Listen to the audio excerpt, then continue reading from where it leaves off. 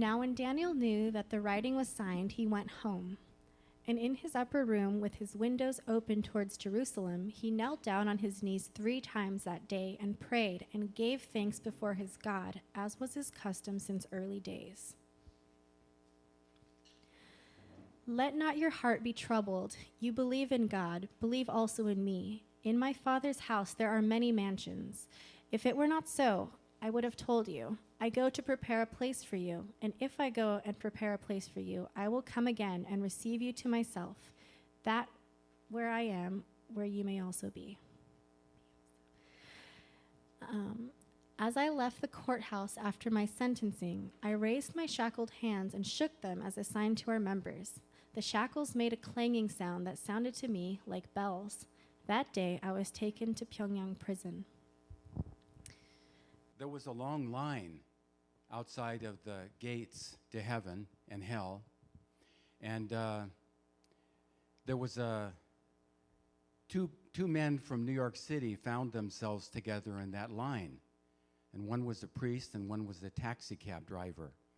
So they chatted while they waited for their time, and the taxi cab driver was seen first, and St. Peter brought him in and reviewed his life and then said, "You're okay to go to heaven." So the taxi cab driver went through that gate. Next came the priest, and they took a couple of minutes to review his life, and then they said, well, St. Peter said, "Sorry, you're not going to be able to make it into heaven." And the priest was really shocked by this turn of events, and he said, "I don't understand. All my life I was sharing God's word. I was talking about God. Now, why does the taxi cab driver get in and not me?" And St. Peter said to him, "Well, the way things work here, it's not so much what you said, it's what you did." And he went on to say, he said, "When you gave your sermons, everybody slept. But when that taxi cab driver drove people, everybody remembered me and prayed."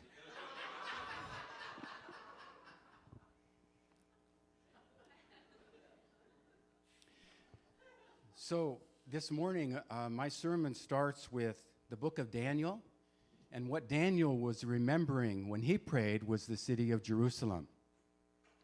Now, if you're familiar with this story, Daniel was one of the captives taken into Babylon, and he was a very capable young man. So he was raised up, and he ascended in the kingdom until he became one of the high administrators.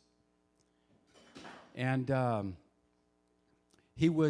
king was thinking to make him the ruler of the whole kingdom because he was so good at what he did. And no one could find any fault with Daniel. They were trying, but they watched him, and there was no fault at all. So the other people who didn't want to see him get that position prepared something for the king to sign, a writing, an edict. Once it was signed, it was law. Even the king couldn't change it. And this is where that scripture reading comes in, because the edict was that if anybody prays to anybody but the king, then they'll have to go into the lion's den.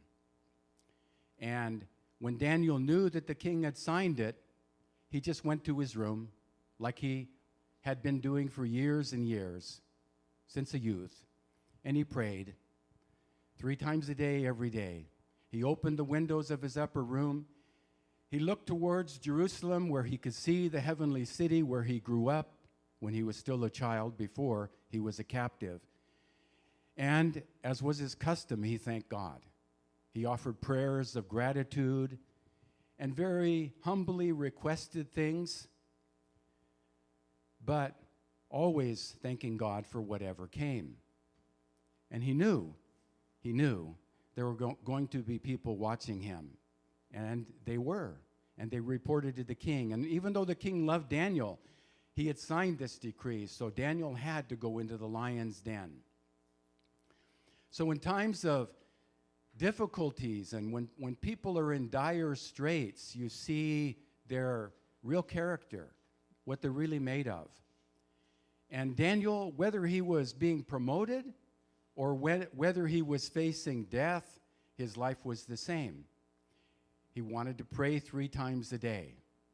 He wanted to always offer everything to God. That's what he did. Now, there's another thing here, that when we feel things that are difficulties coming into our life, how do we react? Don't we sometimes feel like we're a captive to things that are happening around us a little bit? Maybe sometimes more than others. We don't really want things to be the way they are, but that's the way they are. What can you do with it? Maybe you're a single parent and having difficulties. Maybe there's someone ill in your family. Maybe the pressures of job or school, whatever they are, they're heavy. It's hard to carry the burdens. Maybe even there's not enough money at times, it seems, to make ends meet. So, as I have said before, I believe that in these times as well as all times, we have to remember it's not us who is meant to carry these burdens by ourselves. We have a friend who wants to hear about the things that we're facing and who wants to help. I'm talking about God, the Almighty. He is always there. He's always waiting for our prayers. He never gets tired of hearing our prayers, especially when they're prayers that have humility in them and gratitude in them, like Daniel's. So, Jesus said when he was in his most difficult circumstances, right? He is facing the crucifixion. He said, "Let not your heart be troubled," to his disciples. And he said, "I'm just going to prepare a place for you. And if it wasn't that way, I would have told you. You can trust me. Believe in God and believe in me." So he was comforting his disciples and taking everything, like Daniel did, very evenly.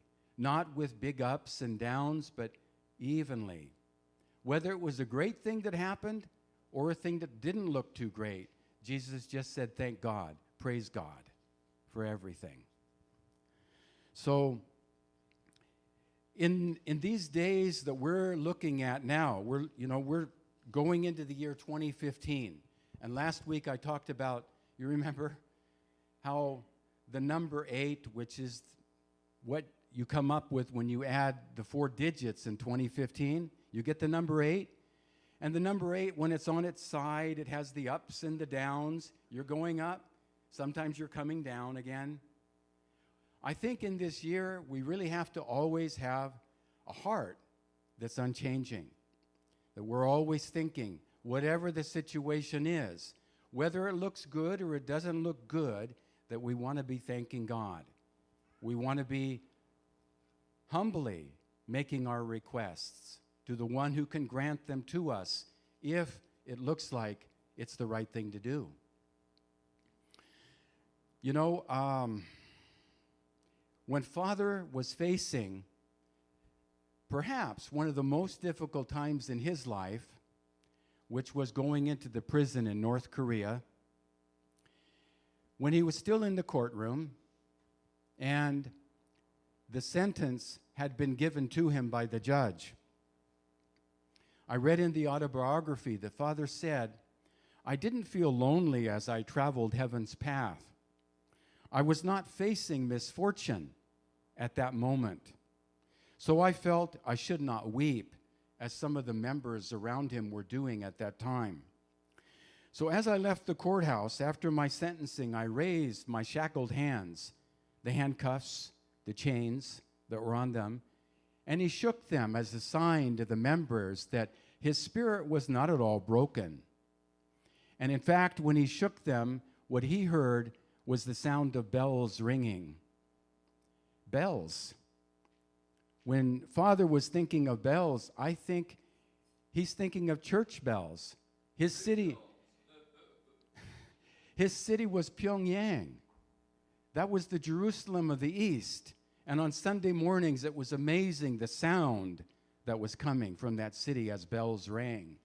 So to Father, I think this is one more step in the path towards heaven that he had to take. And he was not going to let himself be disappointed by what was coming.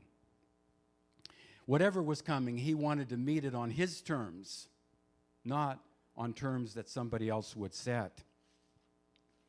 So I think in this coming year, we need to really thank God for all the things that are around us that we've received.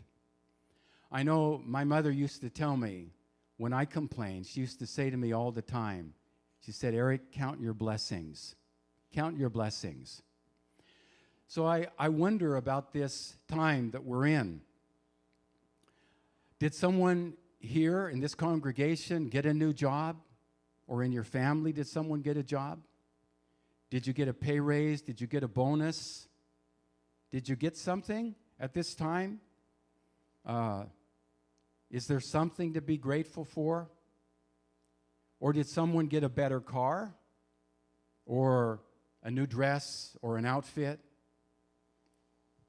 Did someone gain entrance to school or some internship that they were hoping for that would enable them to do more in their lifetime than they could otherwise? Did you hear good news of any kind? Well, it's something to be grateful for. We need to thank God for the things that we already have before we ask for more. Don't you think? Did you get up this morning and did you find everything was working well? Your heart, your lungs, your legs? If they weren't, can you thank God for that person that is taking care of you? I think there's always something that we can be grateful for, and we need to thank God for that. We can find things. And on our journey to heaven, we got to remember that it's not the place that we're in right now. This is not what God intended for us. It's the path that we have to take. It's the path that's before us. You know, maybe on that path you can find a shortcut. Maybe if you're really willing to climb, you can go up the steepest part and get there quicker. It's up to you how you want to go on that path. It's entirely up to you. But the point I'm trying to make this morning is just that we should always be in our heart grateful and thank God, because we're never going to be in this place again. It's always a time of change and going forward. New things are going to unfold. It's not going to be the same in 2016 as it is in 2015. And this year, I know it's not going to be the same as it was last year. Things are always changing. One thing I'm so happy about with this congregation and my work here is that I somehow feel better than I did last year now at the beginning of this year. Do you? Yes. I think you have reasons to be. I hope you think about the things that you've been given, and as we start this year, thank God for them. Maybe you're relocating. Maybe things that you don't even imagine are even now being set in place up in heaven in this coming year. We have no way of knowing, do we? I would like whatever those good things are that God has in store for us to come sooner. I hope we can find everything that we can thank God for and offer our thanks to Him. All through this year, like Daniel, steady, steadfast, praying, thanking God. And like Jesus, always looking forward, even if it's a very, very difficult moment, looking forward to the next step. And like Father did too. One of the reasons the Bible is such a precious thing to read, and the Chansangyang, is you get a chance to go deep into the heart and mind of amazing people of faith and those who watched these people and recorded things. So as we read these stories, we really need to internalize them deep within ourselves and inherit those characteristics and that spirit, because that's what they're there for. They're there to help us. They're there to guide us, to show us the way to keep going forward. So, brothers and sisters, it is in my heart today to remind you about these things. And as a congregation, I hope that we together can make our best effort to let this year of 2015 be a great year by remembering God in our prayers, one another in our prayers, and being grateful for all the things that God has given to us. Whatever that situation may be, looking for the bright side and doing our best to understand it's just the time we're going through. Things are going to be better. Things are going to be looking up. So, like in marriage vows, which I'm reminded of today because of that reception I went to yesterday, the bride and the groom say to one another, they say, through thick and thin, through better or worse. Well, in the same way, we should be saying these things to God and being grateful. Whatever's coming. Not that we necessarily, I'm not saying to like whatever is coming, but to realize it's just something that's in this path that I'm walking, and I'm going to get through this sooner rather than later. By being grateful to God, by thanking Him, by remembering Him, our heavenly parents, every day. So that's my message for today. I want to ask you to join me in prayer now as we close this sermon. Come unite the world to soldiers of truth, chosen by the Lord to carry His word, till the world proclaims Him ruler of all. Every soldier must go forward to fight. Offer God your life and desire, uniting both the body and soul. We can be the soldiers who can fulfill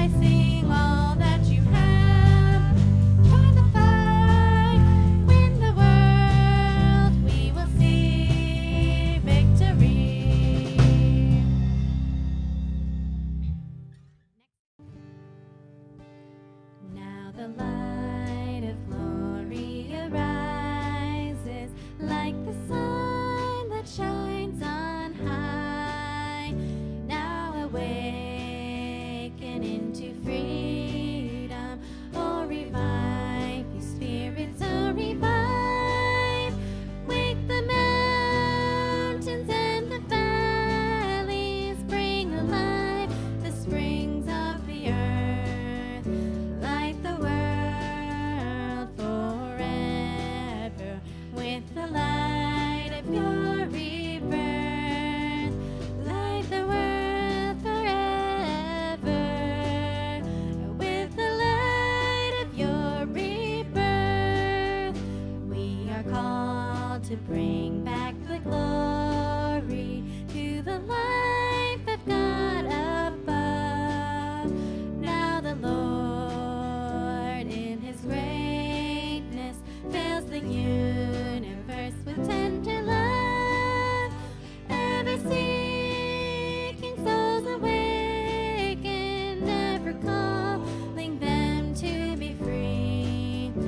How shall I attend him who is calling to me? How shall I attend him who is calling to me? From the dark of death I awaken and rejoice to live in grace, when the one who came to save me holds me tenderly in his embrace. I rejoice to feel the comfort of the love he has for me. What a blessing of glory to rejoice eternally. What a blessing of glory to rejoice eternally. Now he lifts me up to embrace me in the blessing that is mine. What a blessing to receive him in a love so tender and divine. How can I return the blessing, though in all my life I will try?